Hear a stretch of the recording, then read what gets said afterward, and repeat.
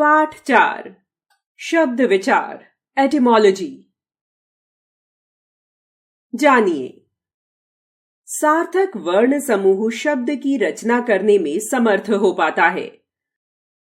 जिस वर्ण समूह का किसी वस्तु, प्राणी या स्थान आदि के लिए प्रयोग किया जाता है, वही उसके प्रति सार्थक समूह माना जाता है, जिसे शब्द के रूप में स्थान दिया जाता है। हम सभी जानते हैं कि यह शेर है। क्या इसे षणम कहा जा सकता है? षणम केवल ध्वनि समूह है, सार्थक ध्वनि समूह नहीं। इसे शेर से संबंधित नहीं किया जा सकता। शेर की पहचान श जमा ए जमा र जमा अ ध्वनि समूह अथवा वर्ण समूह से ही होती है, क्योंकि यह सार्थक है। परिभाषा: वर्णों का ऐसा मेल अथवा समूह जिसका कोई अर्थ हो, शब्द कहलाता है। शब्दों का वर्गीकरण क्लासिफिकेशन ऑफ वर्ड्स। शब्दों का वर्गीकरण 4 आधारों पर किया जाता है। क अर्थ के आधार पर, बेस्ड ऑन मीनिंग। ख उत्पत्ति के आधार पर, बेस्ड ऑन ओरिजिन। ग रचना के आधार पर, बेस्ड ऑन कंस्ट्रक्शन।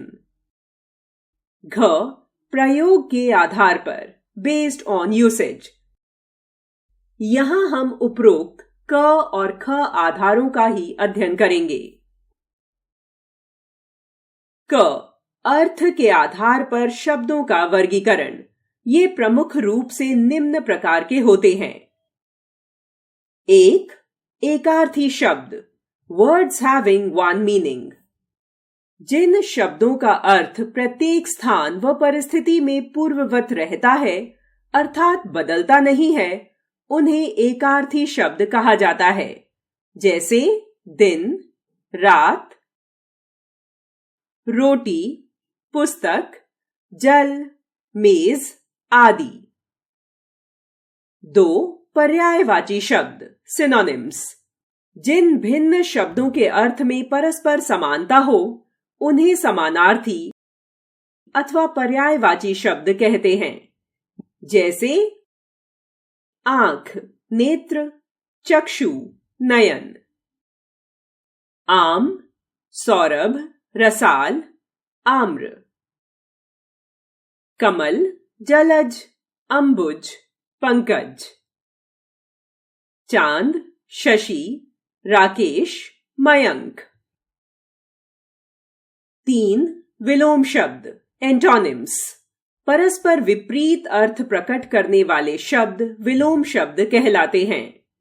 जैसे प्रकाश, अंधकार, ज्ञानी, अज्ञानी, बुद्धिमान, मूर्ख। 4. अनेकार्थी शब्द, वर्ड्स हैविंग वेरियस मीनिंग्स। जो शब्द प्रयोग के अनुसार विभिन्न परिस्थितियों में भिन्न भिन्न अर्थ प्रकट करते हैं, उन्हें अनेकार्थी शब्द कहते हैं। जैसे उत्तर, उत्तर दिशा, जवाब। आम, सामान्य, आम का फल। कर, हाथ, किरण, सूंड, टैक्स। कनक, सोना, गेहूं, धतूरा। कर, सूंड। कर, हाथ। ख उत्पत्ति के आधार पर शब्दों का वर्गीकरण, क्लासिफिकेशन बेस्ड ऑन ओरिजिन। उत्पत्ति से अभिप्राय है जन्म। इस आधार पर शब्द का जन्म कहां हुआ तथा उसका संबंध कहां से है, यह देखा जाता है। इस आधार पर शब्दों के 4 भेद माने जाते हैं। 1. तत्सम। 2. तद्भव। 3. देशज। 4. विदेशी या आगत। 1. तत्सम शब्द, संस्कृत words used as it is.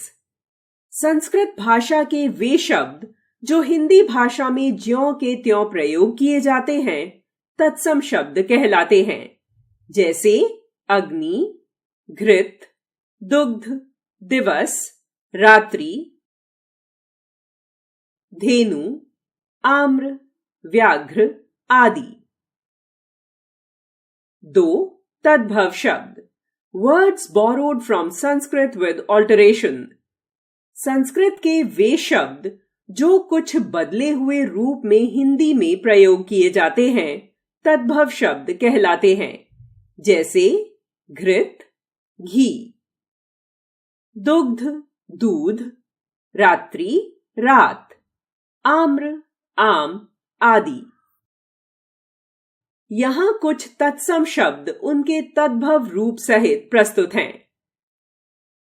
तत्सम, तद्भव, कर्ण, कान, छिद्र, छेद, नासिका, नाक, चंद्र, चांद, कीट, कीड़ा, प्रस्तर, पत्थर, उच्च, ऊंचा, हास्य, हंसी, वार्ता, बात, पिपासा, प्यास, मयूर, मोर, वार्ता, बात, नृत्य, नाच, शीतल, ठंडा, काक, कौवा, भ्रमर, भौरा, सर्व, सब, भ्राता, भाई, भगिनी, बहन, कदली, केला, हस्त, हाथ, गुहा, गुफा, कूप, कुआं, घट, घड़ा। 3.